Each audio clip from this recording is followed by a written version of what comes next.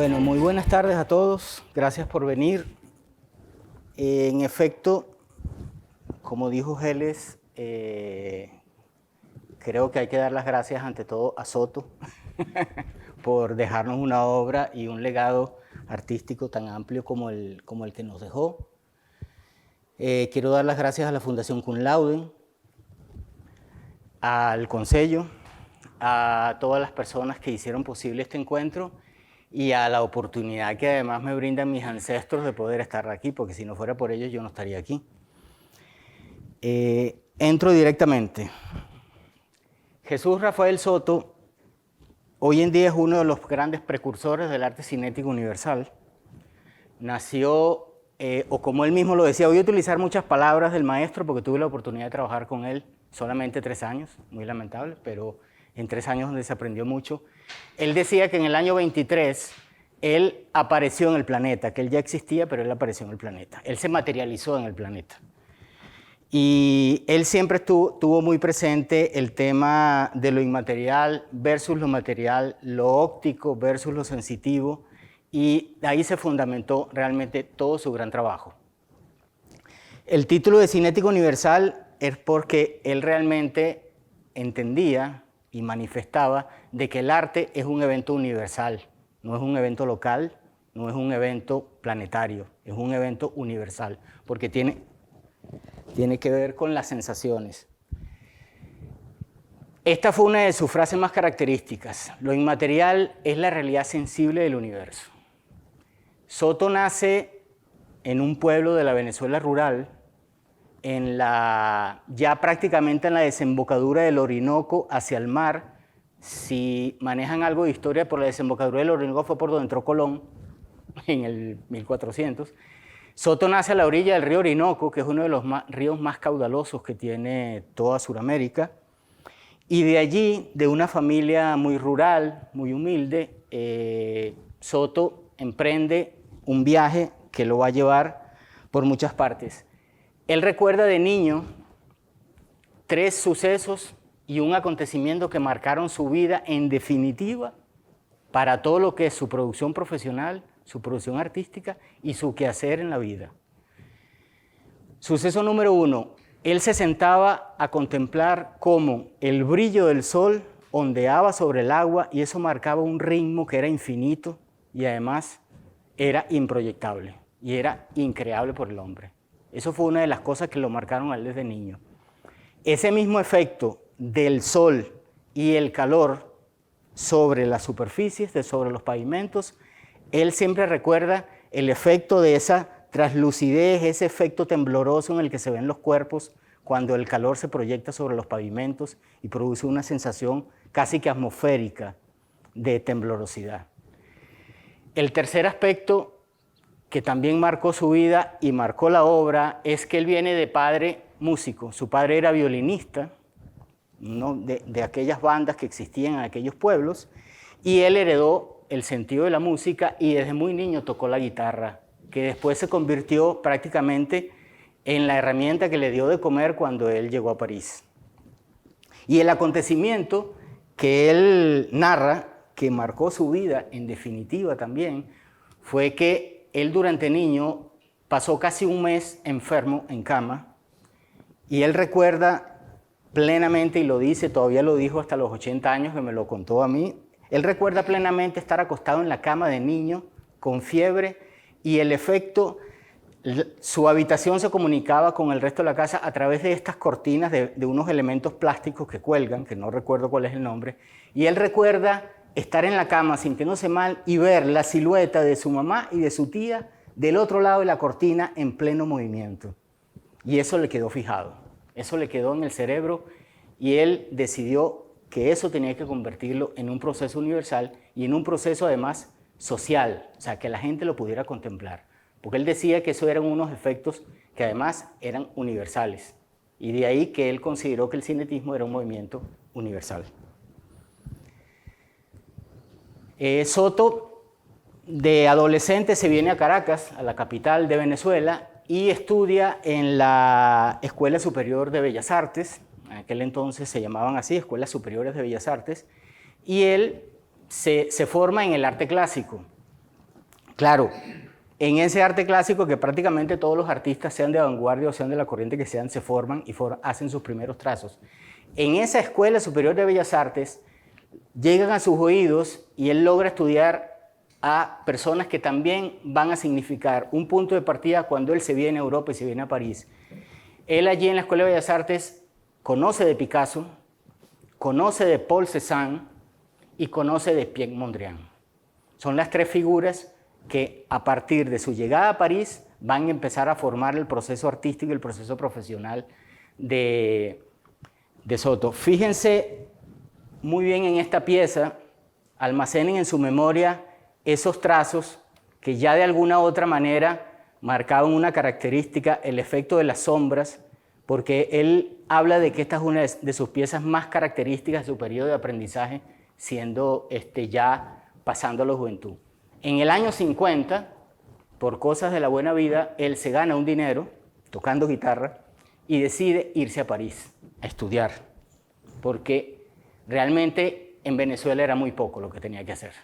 No había camino. En ese entonces era la Venezuela de la dictadura, no había mayor progreso sino el que dictaba el elemento de gobierno. Aunque él ya tenía una conexión con el arquitecto Carlos Raúl Villanueva, que fue el que hizo el gran proyecto de la ciudad universitaria y fue el gran arquitecto del periodo de la dictadura. Bueno, llega a París y en efecto conoce personalmente a Piet Mondrian y le marca la vida. De Piet Mondrian aprende todo el fenómeno de la abstracción geométrica y hace estas obras y otra cantidad de obras que son las que lo van a llevar a él a dos cosas: a descubrir la abstracción geométrica y a entender cómo se compone el color y cómo el color transforma los efectos visuales de la persona cuando ve la obra. Y además se plantea uno de sus grandes retos: ¿cómo hago yo para que el color vibre sin que se mueva la obra? Él consideraba que tiene que ser el elemento humano el que tiene que mover la obra, el que tiene que entrar en la obra. Y vamos a ver más adelante cómo el ser humano entra en la obra. No sé si necesitan que le vaya leyendo las fichas técnicas o realmente no, creo que no. A partir del año 53, él comienza a trabajar los efectos de color, experimenta más con lo que él comenzó a llamar las vibraciones del color, como un color en paralelo con otro, situado en el mismo plano, en la misma obra, da la apariencia de profundidad o de amplitud. Y comenzó a trabajar eso.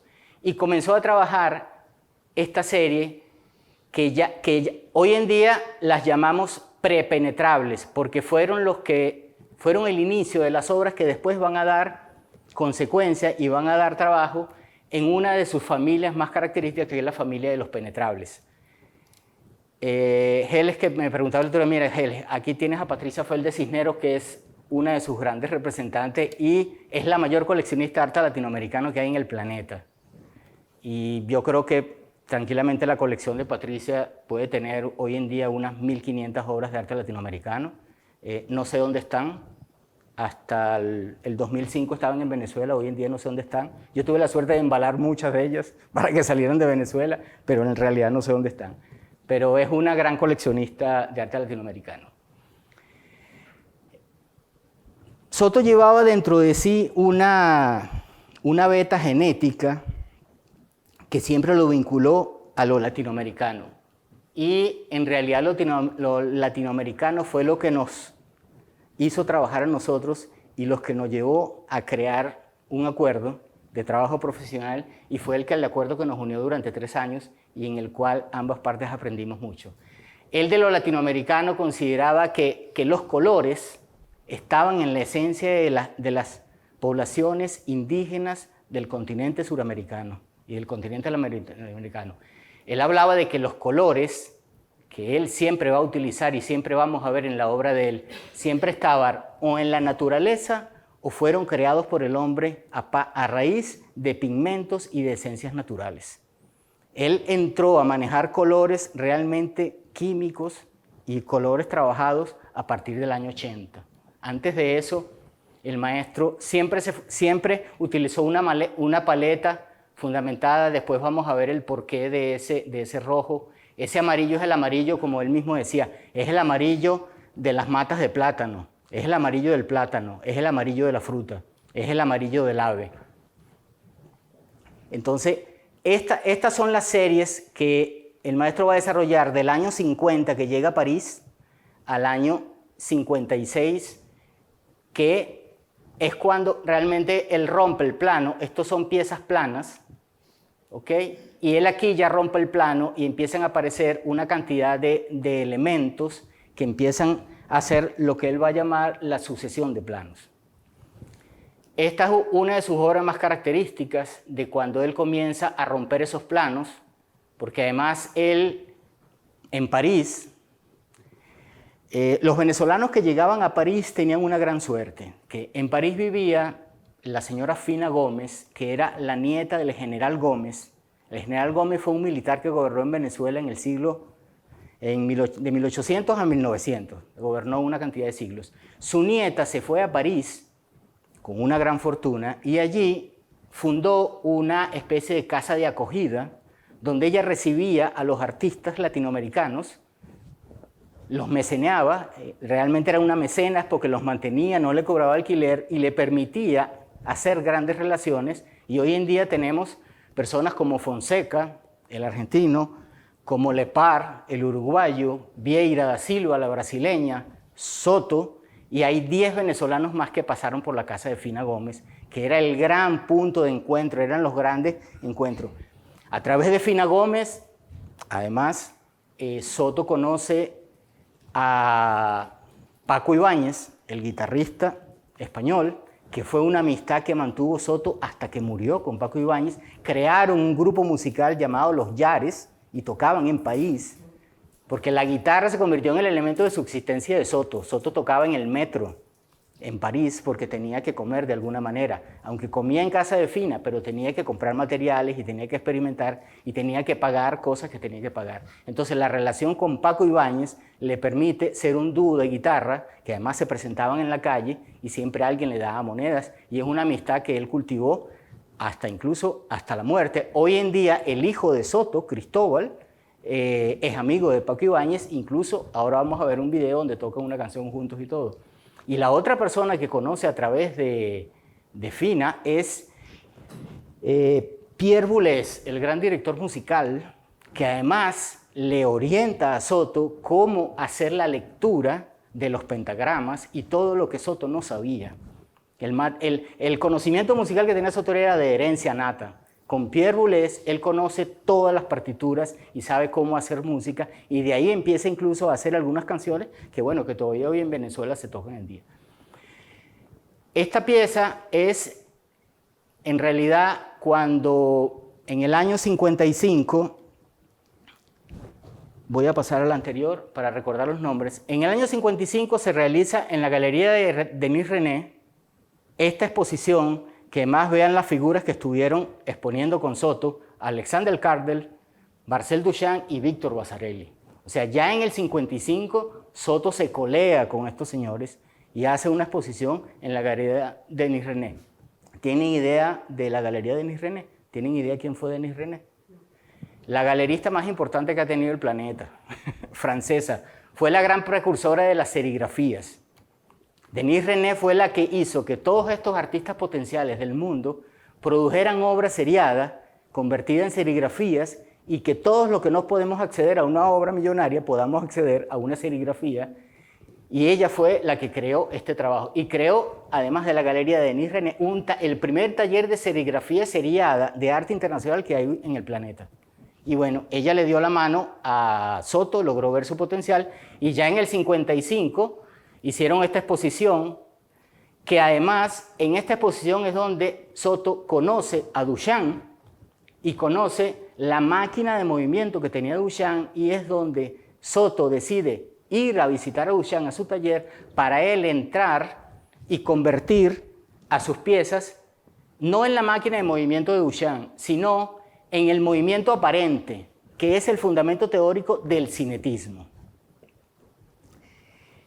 Entre el año del 57, que fue otra exposición que hubo en la Galería de Disney, y los años 65, Soto decide dejar la obra plana. No, voy a la anterior. Eso. Fíjense que aquí hay un elemento de madera. Estos elementos blancos era madera o son madera. Estos elementos es plexiglas. Soto comienza a experimentar con el plexiglas porque conoce a Mogolinagui, que es un arquitecto, artista plástico, que corrió de Alemania en la Segunda Guerra Mundial porque el nazismo lo botó y se vino a París y desarrolla con Soto toda una serie de piezas de cuatro espacios, de 4 planos principales y 2 planos alternativos que son estos intermedios. Hacen un taller conjuntamente y generan un grupo de obras que son las obras que van a una exposición que hay en la galería en el año 67. En ese tiempo intermedio, Soto, dentro de su desesperación por conseguir dinero y por no tener dinero para comprar materiales, comienza a recoger de las orillas del Sena toda esta cantidad de elementos de madera, un tanto semipodridos, un tanto dañados, que él los va a llamar los famosos leños, que son las obras más cotizadas del maestro hoy en día. Solamente hay como 7 en todo el planeta, no hay más. No hay más porque era difícil conseguir una pieza como esta a orillas del río. Él comienza a ensayar aquí el tema del color. Yo los estoy tapando. Él comienza a ensayar el tema del color en las superficies planas que le permiten estos leños.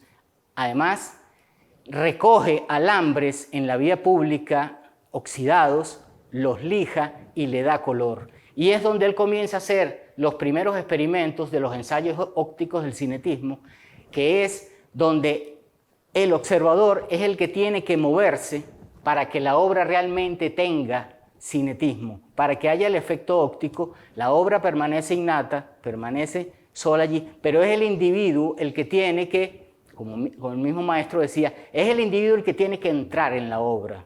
La obra tiene su personalidad, es el individuo el que tiene que entrar. En paralelo a ese trabajo, también en la recogida de elementos en la calle, metálicos, alambres, fíjese, ahí hay clavos, hay algunas astillas de madera, incluso hay algunas obras que tienen anzuelos. Comienza a trabajar las obras tridimensionales y las obras planas.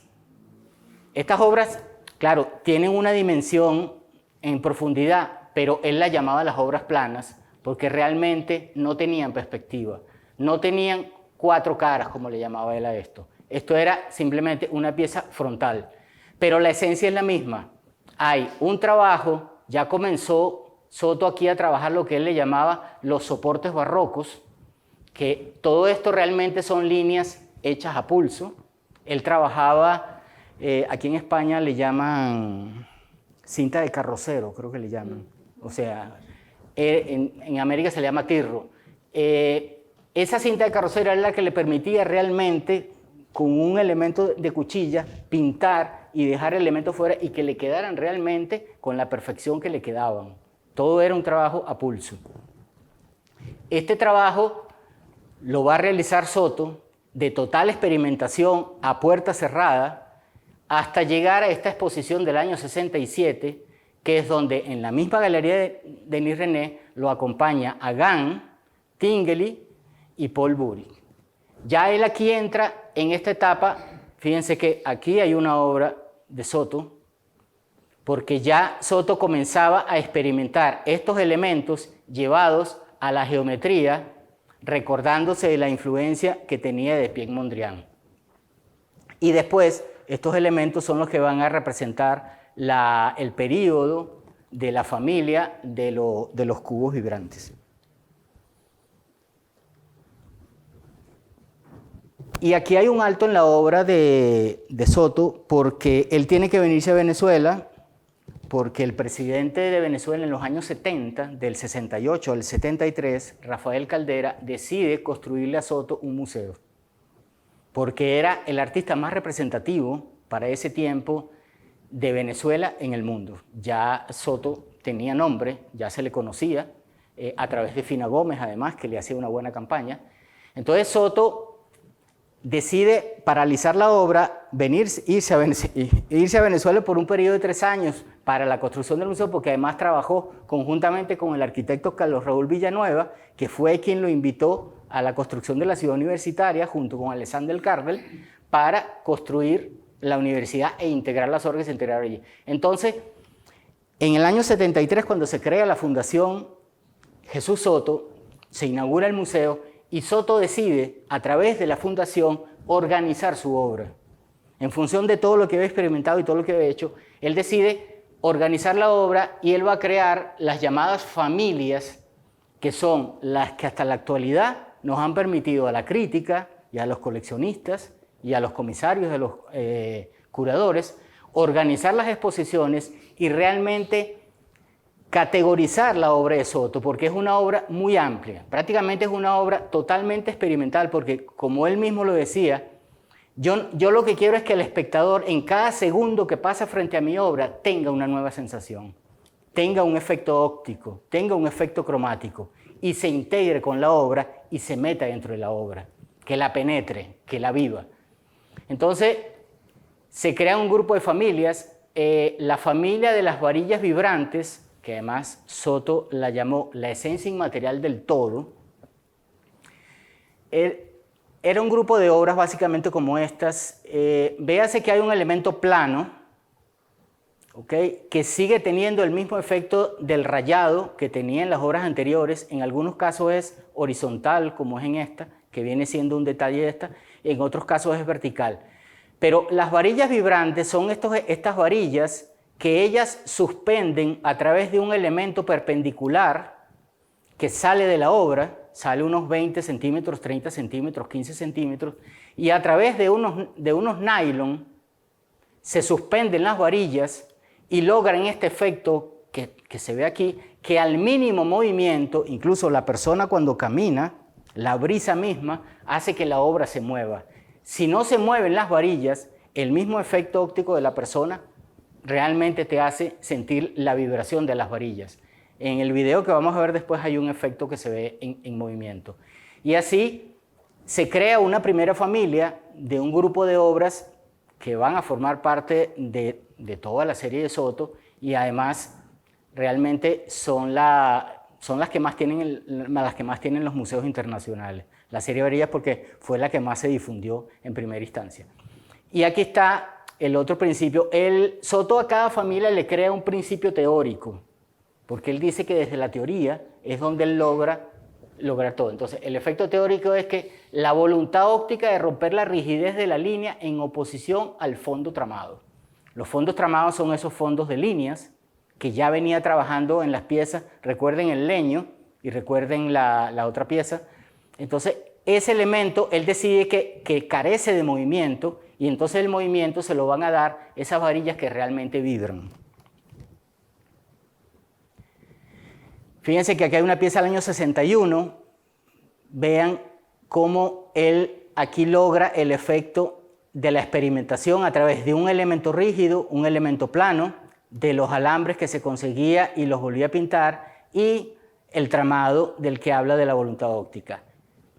Hubo una serie de óvalos que realmente él trabajaba después y fue acá cuando realmente Soto, la varilla inflexible como la otra, muy flexible, muy sin rigidez, él pasa ahora a trabajar la varilla rígida, pero igualmente como el nylon la sujeta en el elemento central, la varilla pendula, la varilla tiene el movimiento y se mueven estas varillas en la medida que vamos caminando se siente el efecto de que sobre el fondo tramado pareciera que realmente la varilla está en movimiento y la varilla no está en movimiento. Realmente no, es un efecto totalmente óptico. Y así, fíjense que aquí hay 10 años de evolución de la obra, desde el material de desello que prácticamente conseguía Soto a el material ya perfeccionado en el año 71, ya trabajaba Soto la serigrafía, si las superficies planas se lo permitían, entonces hay una perfección de la varilla versus el elemento de fondo tramado.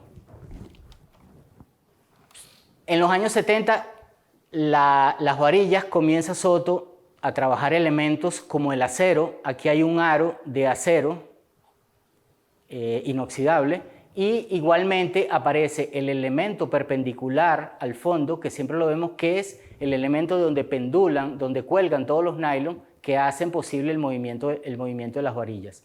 Aparecen elementos como este que tiene doble cara, es una pieza de doble cara, esta sección vean que es transparente, esta tiene color, y aparecen también los elementos planos. Estos elementos planos que es sobre soportes de madera. Soto trabaja la trama y bueno, y después genera nuevamente el elemento perpendicular y cuelgan los elementos de nylon que sujetan las varillas. Estas obras realmente son una maravilla. Yo tuve la suerte de desmantelar una para que viajara al extranjero y tuve la suerte de montarla en el sitio donde iba. Y es todo un trabajo porque hay que numerar los nylon, hay que numerar la altura, hay que desnudar, sacar el nudo que tiene el nylon, y ese mismo nudo hay que volverlo a hacer en él para que mantengan todo el efecto. No se puede sustituir el nylon. Es realmente un trabajo de taller, de filigrana, que el maestro lo hacía él. No dejaba que se lo hiciera nadie. No dejaba. Yo lo hice con autorización de la fundación y cuando él se enteró hubo unas palabras, pero bueno, unas palabras que sirvieron de elogio además. Otra familia muy importante es la familia de las escrituras. El maestro decía que él necesitaba dibujar, pero sin papel y sin lápiz, que él necesitaba dibujar en el espacio, dibujar sobre el tiempo, y que ese dibujo lo pudieran sentir el público cuando caminaba y cuando vivía la obra. Es una pieza del año 63. Fíjense que aquí siguen apareciendo los alambres encontrados en la calle, los alambres reciclados, pero existe un elemento aquí horizontal que es el que permite que el nylon suspenda y sujete los alambres. Esta es la pieza primeriza, la que da el origen a todas las que vienen las escrituras, que fue cuando el maestro dijo, bueno, yo necesito que la gente lea la obra, que la gente entienda la obra desde la lectura en el espacio. Y fue cuando de aquí se generó la familia de las escrituras. Las escrituras tienen dimensiones colosales. Esta es una pieza de 150 centímetros, 1,5 metros, pero realmente vamos a ver ahorita en alguna foto. La escritura más larga está justamente en el Banco Central de Venezuela, en la bóveda, y es una pieza que tiene 8 metros de largo. Es una escritura de 8 metros por 1,80 m de ancho. Realmente entras en la escritura. Cuando tú te paras frente a la escritura, realmente las letras tienen el tamaño humano y es una maravilla. Simplemente son alambres que cuelgan con los nylon y el maestro realmente dice que cada una de ellas le hablaba, le decía un argumento, y ese era el argumento. Aquí se ve, fíjate, aquí se ve el elemento tridimensional y que realmente él nunca se propuso crear un abecedario ni crear un glosario de palabras, porque simplemente él quería que ellas le dijeran a cada quien que la observaba lo que quisiera ver en ellas y lo que quisiera leer en ellas. Existen cantidad de colores, cantidad de dimensiones, cantidad de estructuras. Fíjense que en algún caso se logran ver los nylon. Cuando la pieza la vemos transversalmente, ningún alambre toca otro. Esa era la esencia de la obra de la escritura, porque si un alambre tocaba el otro, se generaba un contacto y ese contacto impedía el movimiento que el alambre debería tener por sí solo. Entonces, realmente, por eso es que tienen estas dimensiones en lo ancho, porque el maestro no quería que ningún alambre tocara el otro alambre. Si lo tocaba era por el efecto del movimiento, pero él tenía que volver otra vez a su estado natural para que realmente se pudiera hacer la lectura del texto que él había puesto allí, o simplemente la lectura que la persona quisiera entender. Hay otra familia que es una familia un poco dedicada a la obra pública, a la obra cuando realmente Soto se comienza a meter un poco más con la arquitectura, que son las extensiones y progresiones. Es la repetición de los elementos, pero en proyección. Es el elemento que se repite constantemente, pero en una proyección que le permite al observador la sensación de elevación o de descenso sobre la misma pieza y además el efecto de tridimensionalidad. Fíjense, estas piezas están realmente 1 metro más atrás o 1,50 m más atrás de estas primeras piezas y es el efecto óptico de caminar a través de ella y sentirla, vivirla. No sé si alguno de ustedes conoce esta obra, la tenemos aquí en España, en Barcelona. Se hizo en el año 72, ya el maestro en los 70 comenzó a dejar obra por España. Esta, no sé si existe todavía, me imagino que sí, no sé si existe el edificio, me imagino que sí, pero fue la primera obra que el maestro hizo en España. Vamos a ver ahora una de las próximas obras. Aquí el elemento teórico era que los volúmenes virtuales están dispuestos ante la contemplación del observador. O sea, allí hay un volumen que es aparente en la medida que el observador contempla la obra. O sea, para Soto los volúmenes era cualquier elemento que se pudiera observar en tercera dimensión, que tuviera largo, ancho y alto. No necesariamente tenía que ser un volumen regular ni un volumen estrictamente geométrico. Era un volumen, así como las nubes son un volumen, bueno, para el maestro todo volumen podía ser forme o informe, completamente. Aquí vemos otra pieza de carácter urbano en una plaza. Aquí estamos en Bélgica en el año 69. Esta es una pieza, yo conozco una persona que la fue a ver al sitio y realmente es formidable porque además el efecto en otoño es hermosísimo. Toda la caída de las hojas, la brisa logra meter las hojas entre los elementos verticales y realmente se genera allí un efecto óptico extraordinario que probablemente él no se lo imaginó, pero bueno, la naturaleza lo benefició de esa manera. Y esta pieza que es del 70, que es anterior a la que vimos en Barcelona, esta está en Alemania, y fíjense que el efecto es el mismo. Pido disculpas por las fotografías son de libros, no logramos ver exactamente realmente lo que yo quisiera que se viera, pero creo que logramos entender la proyección de la obra. Esta es una pieza que tiene 7 metros de alto. Recuerdan que antes cuando estaba la foto de la Galería de René, le dije que la recordaran por los cuadros que están allí. La familia de los cuadrados vibrantes.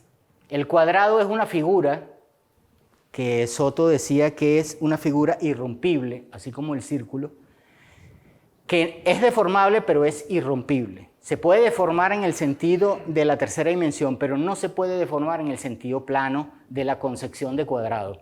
Entonces, él decide que los cuadrados tienen que flotar, tienen que vibrar para él vencer ese efecto de la indeformación del cuadrado. Esta es la pieza que da origen a la familia de los cuadrados vibrantes, que es una pieza del año 62. No sé si logran ver acá que hay un elemento que sujeta este elemento flotando y aparecen los nylon, esos nylon que siempre van a caracterizar esa obra, porque claro, en el año 62 el maestro no tenía otras herramientas. Este elemento también está flotando, pero esta es la pieza que le permite a él crear la familia de los cuadrados vibrantes.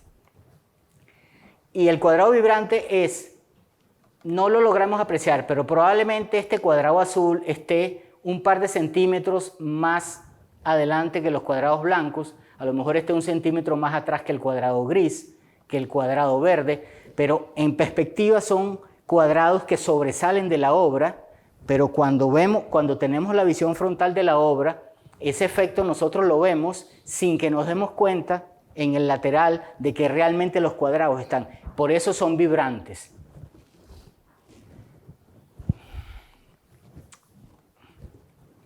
Son vibrantes porque nos dan ese efecto, que él los llamaba tacos.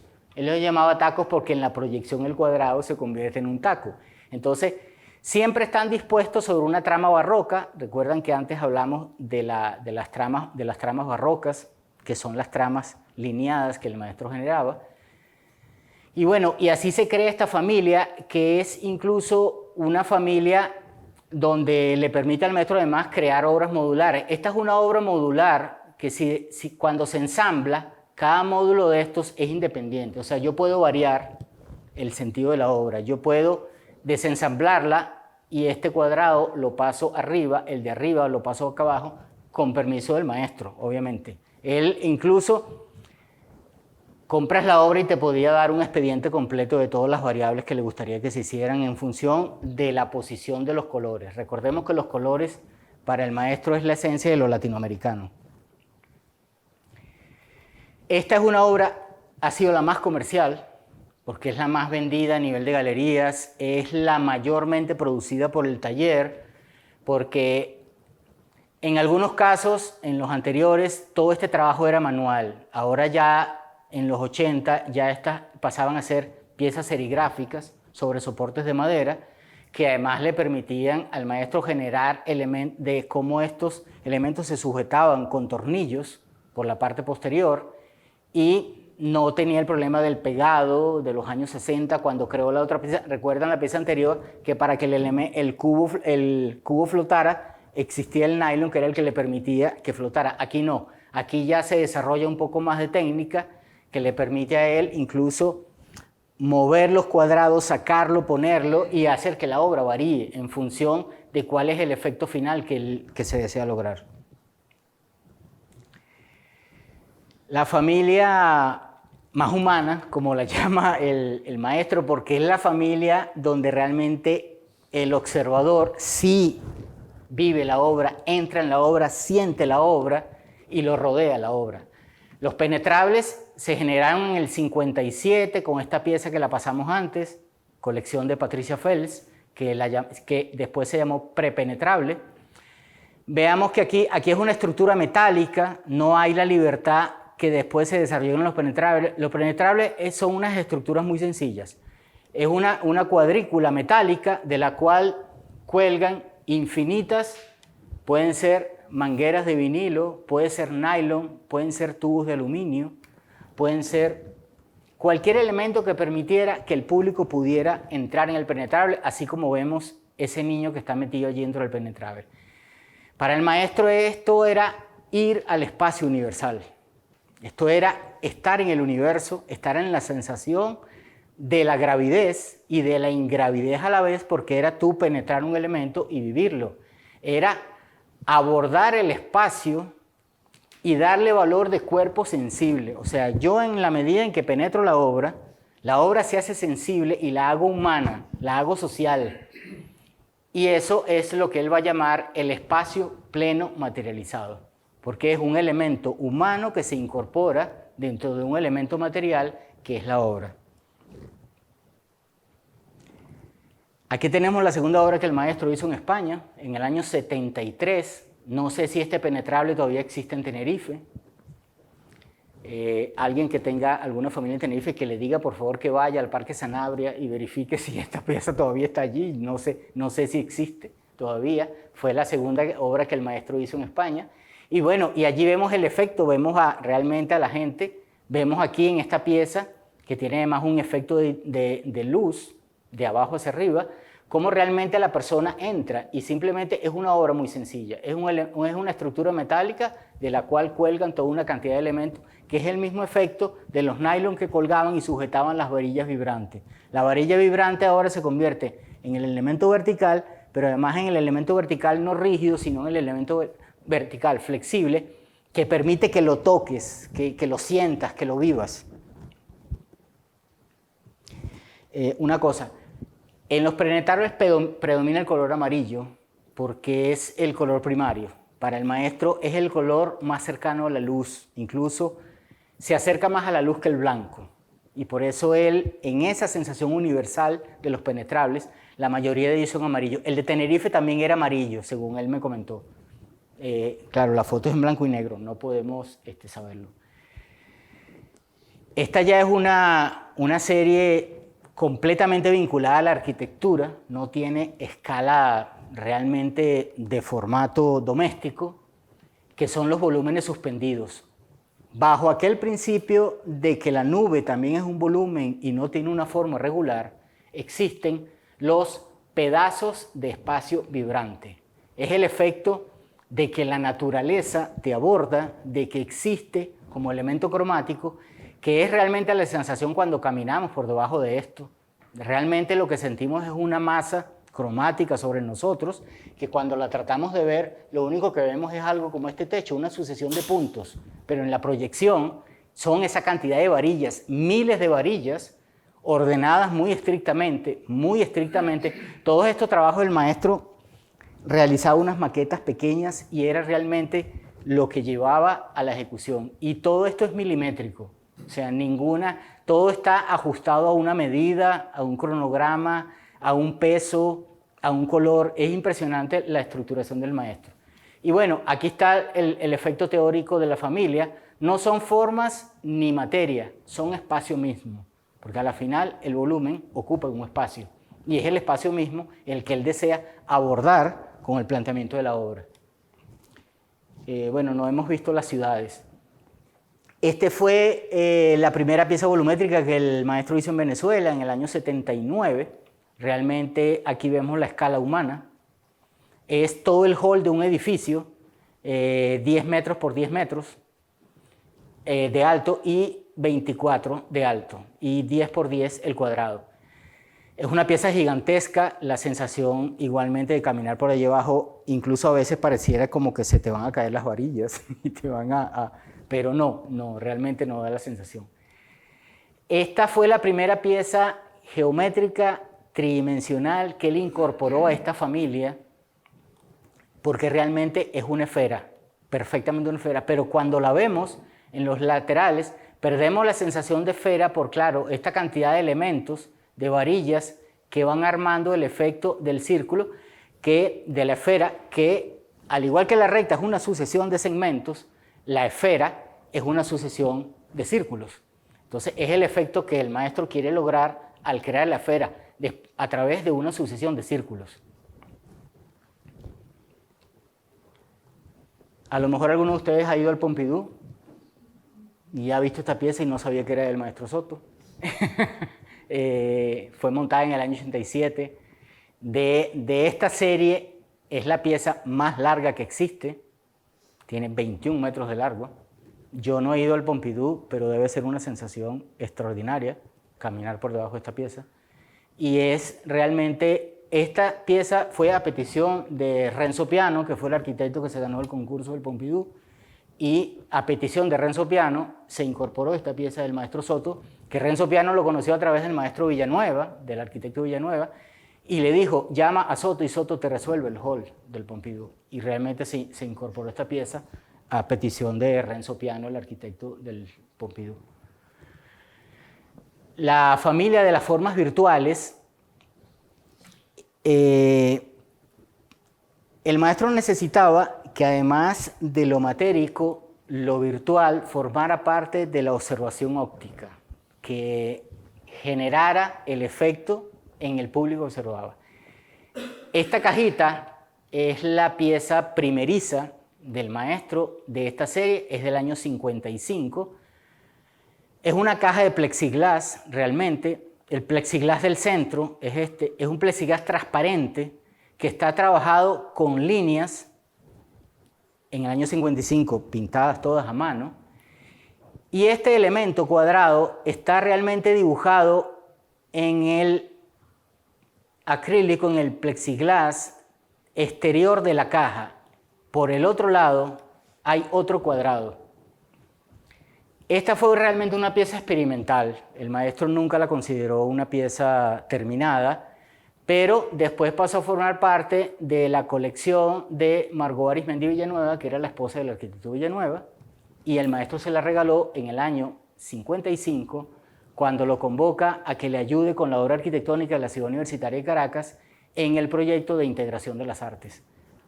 Soto le regaló esta pieza a Villanueva y yo sí tuve la oportunidad de verla en Caracas, en la colección del maestro Villanueva.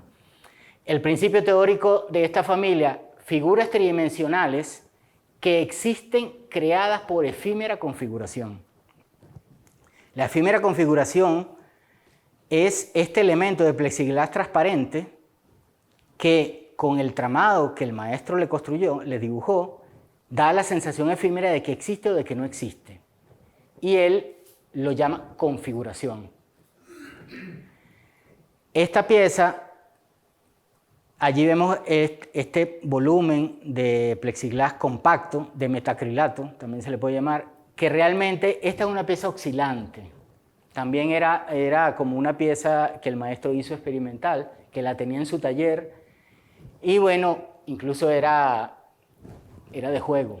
Él mismo la movía para que le diera esa sensación y él decía que le inspiraba.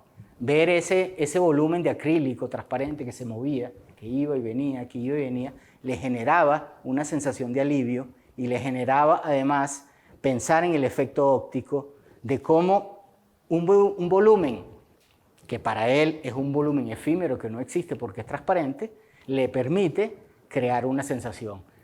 Después, más tarde, se hizo una serie inspirada en estas piezas donde este círculo tramado gira, que esa pieza estuvo aquí en el Guggenheim, la de los círculos que giran, la vamos a ver después en el video. Y estas fueron realmente las dos piezas precursoras de esta familia. Aquí vemos el efecto, aquí no hay ni tubos metálicos, no, estos son cientos de piezas de nylon donde el color está pintado en el nylon. Aquí el maestro tuvo que hacer una labor investigativa. La pintura utilizada es la pintura Dupont, que es la mejor pintura en la industria automovilística, que soporta cantidad de efectos de temperatura. Aquí el nylon está pintado a mano con pintura Dupont y el efecto óptico es de volumen. Son unos nylon de 3 milímetros de diámetro aproximadamente, tensado arriba y tensado abajo, y le da ese efecto que además es esto que, bueno, es un trabajo, el maestro iba entirrando nylon a nylon y después realmente los pintaba a mano y le iba añadiendo, que es el mismo efecto que vemos acá en la esfera. También los nylon están tensados arriba, están tensados abajo y hay un grupo de nylon que tienen pintado en color rojo la esfera. La sensación es extraordinaria. Esta pieza es bastante reciente, un par de años antes de morirse, del 2003, la de arriba. La esfera no, es un poquito más vieja, del 91. Y llegamos a la última no familia, que fue cuando el maestro dice, ya no hay más familias, porque ya la arquitectura alberga todas las familias. Es el elemento contenedor, es el elemento teórico llevado a la práctica que permite que el hombre penetre, habite y disfrute la obra.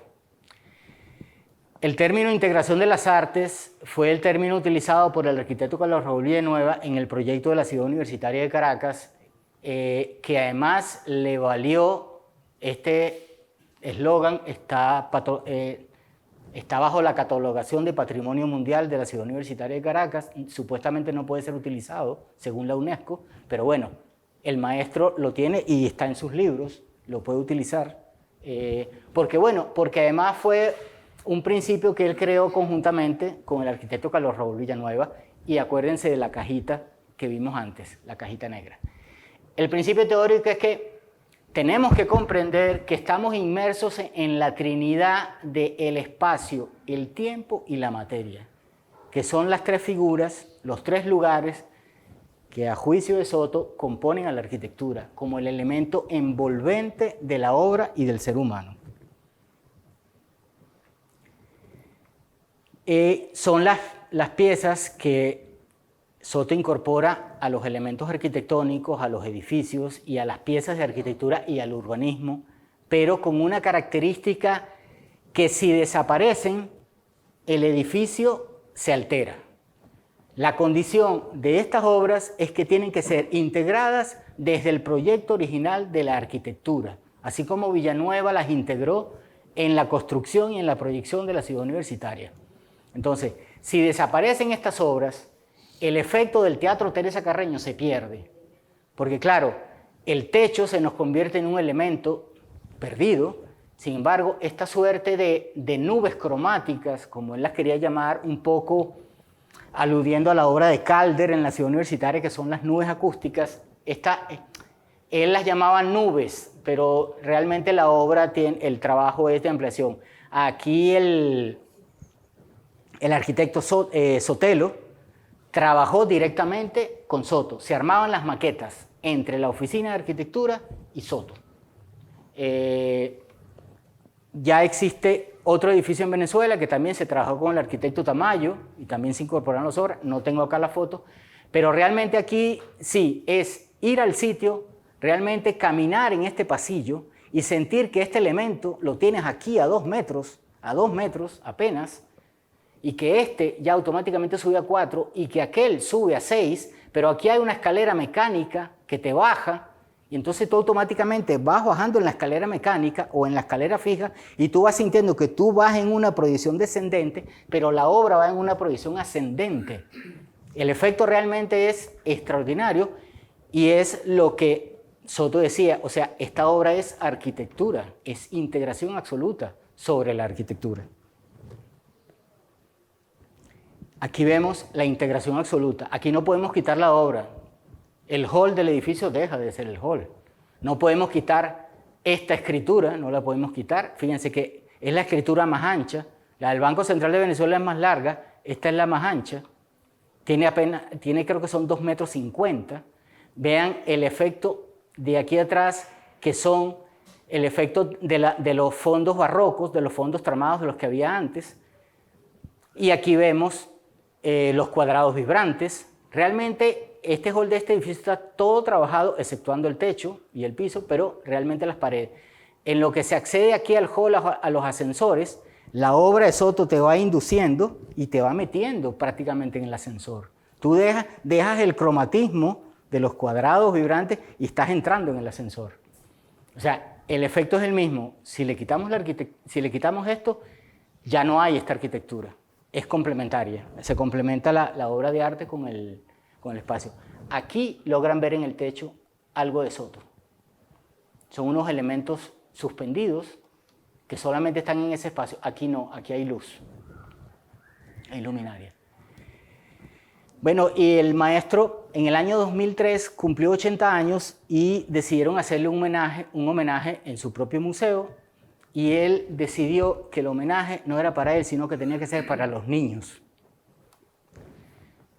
Porque él consideraba que son los niños los que tienen que realmente dar el paso, entender la obra, y que él trabajaba para el universo y que el universo generaba relevo, y por eso él le dedicó sus 80 años a los niños. Y bueno, fue maravilloso porque esto fue en el 2003 y en el 2005 se murió. Entonces fue realmente el último tributo que se le hizo a Soto en su propio museo, en este penetrable, que es el más alto de los que existen, a excepción de, esto es un silo que también lo coordinó entre el arquitecto Villanueva y Soto. Este es el silo más grande del planeta que alberga dentro una obra de arte que no se concluyó por cosas de los gobiernos, cosas de que no hay dinero. Este silo contiene 4 penetrables circulares que giran. Esa obra no se terminó, no funciona, pero está allí todavía, no sé, ojalá alguna mano piadosa llegue en algún momento. Lamentablemente, este museo se deterioró mucho por razones políticas. En el año 2003, cuando se le hizo el homenaje a Soto, entró en conflicto con el gobierno de Chávez. El museo se cierra, se le quita el presupuesto. La fundación se traslada a París, la maneja Cristóbal y Beatriz, que son los 2 hijos de Soto, y el museo se abrió apenas el año pasado. Estuvo cerrado toda esta cantidad de años y se abrió por iniciativa privada, contrario a la voluntad del gobierno actual todavía en Venezuela, porque el señor Soto, bueno, habló cosas en contra del gobierno. Y bueno, y con este penetrable y con estos niños cerramos un poco la vida productiva del maestro.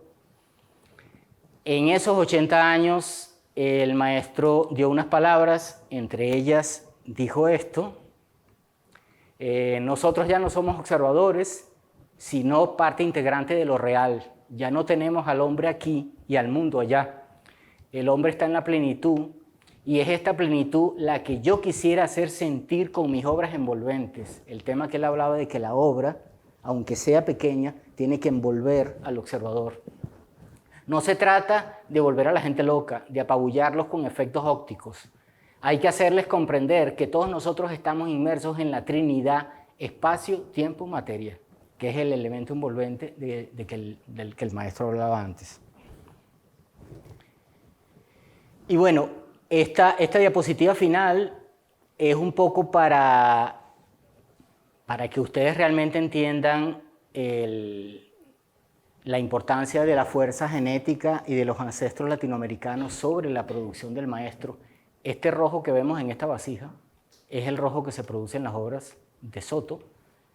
Este blanco, que no es blanco, es el blanco que se produce en las obras de Soto. Y realmente la cerámica prehispánica fue quien nos unió.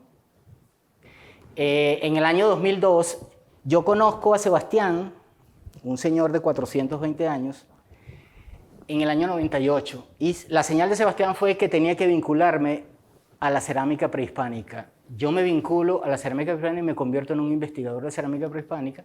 Y bueno, logré trabajar para la colección del Banco Central de Venezuela, para la colección del Banco de Argentina, para la colección de un banco en Colombia. Y llego a manos del maestro en el año 2002 a través de un dealer de cerámica prehispánica, porque el maestro tenía una colección de 18 piezas de arte prehispánico, de cerámica prehispánica. Y bueno, el maestro me llama para que le haga la asesoría técnica y todo el display de inventariado, asesoría y tecnicismo de la colección. Y fue realmente el elemento que nos unió apenas en 3 años, porque hicimos un gran acuerdo. Al segundo día de la entrevista, Soto me dice: Cantón, yo quiero trabajar con usted, pero usted tiene que firmar un acuerdo conmigo. Y yo le dije: bueno, usted dirá, maestro, yo estoy para las artes y para el conocimiento. Y el maestro me dijo: quiero que lleguemos a un acuerdo, nunca vamos a hablar de cinetismo. Usted me va a dar a mí todo el conocimiento que tiene de cerámica prehispánica y yo le voy a dar a usted todo el conocimiento que tengo de composición y de cromatismo. Nos dimos la mano y ese acuerdo duró 3 años. Yo nunca hablé de cinetismo con el maestro, nunca. En 3 años nunca hablamos de cinetismo, ni de varillas, ni de elementos cromáticos, nada.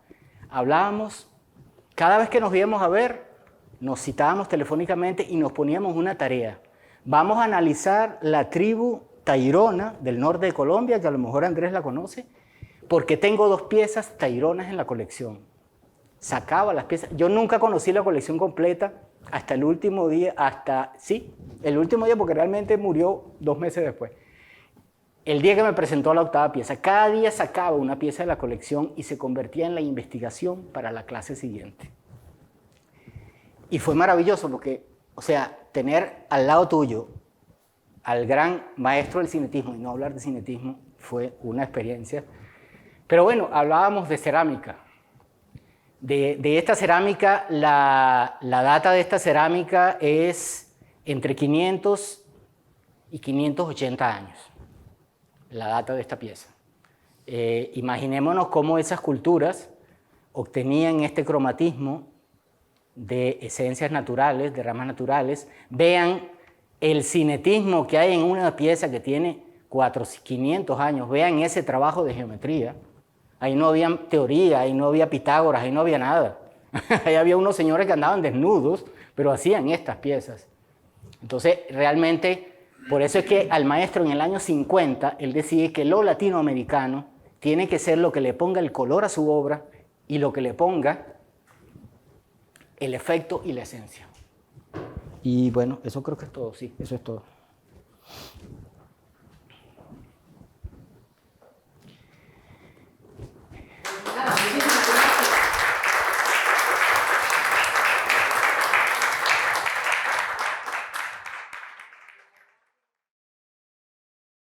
Jesús Soto desempeñó un papel fundamental en la redefinición del alcance y la función social del arte huemancio. Así es. Vamos a España para visitar su exposición en compañía de Francina Islas.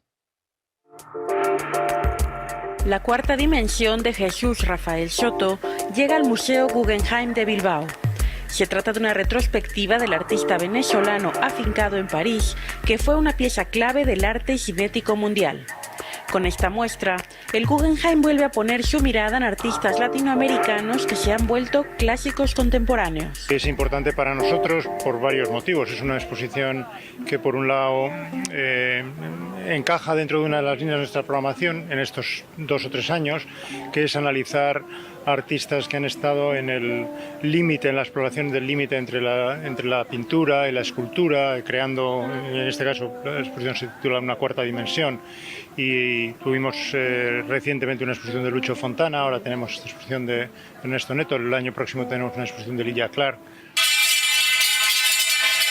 La cuarta dimensión en la pintura es también el intento que hacen los artistas, particularmente a partir del periodo de las vanguardias, por alcanzar algo que está más allá de lo visual. Y que en el caso de Soto se manifiesta como un espacio intermedio entre lo profundo y lo plano, entre lo tangible y lo intangible, entre lo físico y lo conceptual. Y esa es la cuarta dimensión en este caso. La muestra reúne más de 60 obras desde principios de los años 50, así como piezas de sus series, volúmenes virtuales, extensiones y progresiones, además de sus icónicos penetrables. Tiene la particularidad de, por una parte, utilizar de modo muy virtuoso los nuevos materiales, como en este caso el hilo de nylon, que es un material pues, a la vez muy resistente y muy dúctil, muy móvil, ¿no? Y al mismo tiempo manejar muy bien la presencia del color en el espacio, sin mediación de un bastidor o de una estructura que guíe, ¿no? El penetrable es precisamente un espacio de color, es como un entorno, un ambiente si se quiere, y con eso lo podríamos conectar con Lucho Fontana. Si decimos penetrable lo podemos conectar con otro gran precursor que fue Elio Tisica, el artista brasileño.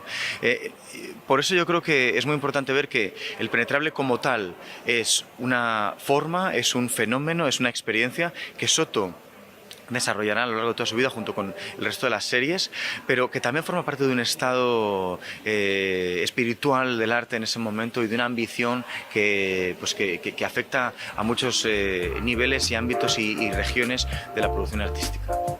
Para Canal 22, desde el Museo Guggenheim de Bilbao, Francina Islas, corresponsal.